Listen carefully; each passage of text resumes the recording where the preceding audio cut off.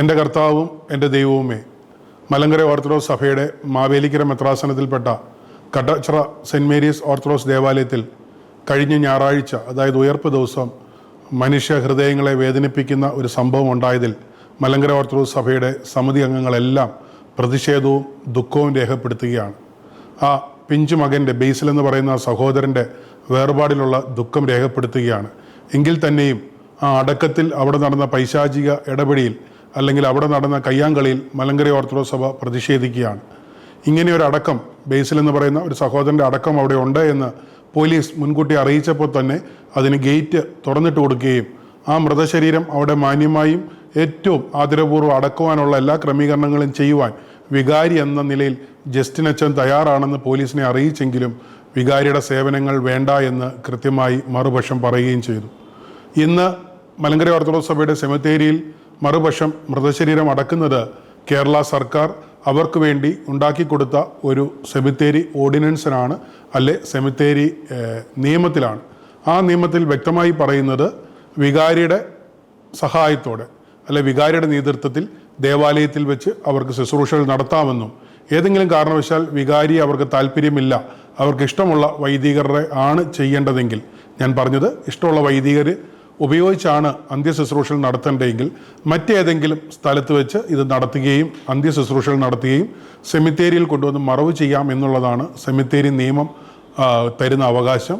ഇതനുസരിച്ചാണ്, ഈ സെമിത്തേരി നിയമം അനുസരിച്ചാണ് അവിടെ മൃതശരീരം അടക്കുവാൻ ശ്രമിച്ചതും അടക്കുവാൻ നടന്നതും എന്നാണ് മനസ്സിലാക്കുന്നത്. എന്നാൽ നിയമം ലംഘിച്ച് സംഘർഷങ്ങളുണ്ടാക്കി 3-4 വൈദികർ, സ്ഥിരമായി അവിടെ സംഘർഷമുണ്ടാക്കുന്ന 3-4 വൈദികർ അവിടെ പ്രവേശിച്ചാണ് ഈ സംഘർഷങ്ങൾ ഉണ്ടായത്. മലങ്കര ഓർത്തഡോക്സ് സഭ പോലീസ് ആവശ്യപ്പെട്ടതനുസരിച്ച് ഗേറ്റ് തുറന്നിട്ട് കൊടുക്കുകയല്ലാതെ മറ്റൊരു കാര്യങ്ങളും അവിടെ ചെയ്തിട്ടില്ല. എന്നാൽ ഒരു സ്വന്തം സഹോദരൻ്റെ വേർപാടിൽ ദുഃഖിച്ചിരിക്കുന്ന കുടുംബത്തിൻ്റെ മുമ്പിൽ ഇത്തരത്തിൽ അക്രമങ്ങൾ അഴിച്ചുവിടുകയും അവിടെ പ്രതിസന്ധിയും പ്രയാസവും ഉണ്ടാക്കിയതിൽ മലങ്കര ഓർത്തഡോക്സ് സഭയ്ക്ക് പ്രതിഷേധമുണ്ട്, പ്രയാസമുണ്ട്, വേദനയുണ്ട്. ഈ കാര്യത്തിൽ ശക്തമായ നടപടികൾ മലങ്കര ഓർത്തഡോക്സ് സഭ എടുക്കും. മലങ്കര സഭയുടെ പ്രോപ്പർട്ടി നശിപ്പിക്കുവാൻ ശ്രമിച്ചു, അവിടെ കയ്യാങ്കളി നടന്നു, അവിടെ റോഡിലും പള്ളിക്കകത്തും പള്ളിപ്പുരയിടത്തിലുമെല്ലാം മറുപക്ഷം പ്രതിസന്ധികളും ലഹളകളും കലഹവും ഉണ്ടാക്കുകയായിരുന്നു. അതിനെതിരെ പോലീസ് FIR ഇട്ടത് ഇതിനോടകം തന്നെ നിങ്ങളെല്ലാവരും കണ്ടിട്ടുണ്ടാകും. ഇതിൻ്റെ CCTV ദൃശ്യങ്ങളെല്ലാം മലങ്കര ഓർത്തഡോക്സ് സഭ പോലീസിന് കൈമാറുകയും പോലീസിൽ ഇവിടെ നടന്ന ഈ ഇല്ലീഗൽ ആക്ടിവിറ്റി അല്ല നിയമവിരുദ്ധമായ ക്രിമിനൽ ആക്ടിവിറ്റിക്കെതിരെ നടപടിയെടുക്കണമെന്ന് പോലീസിനോട് ആവശ്യപ്പെട്ടു.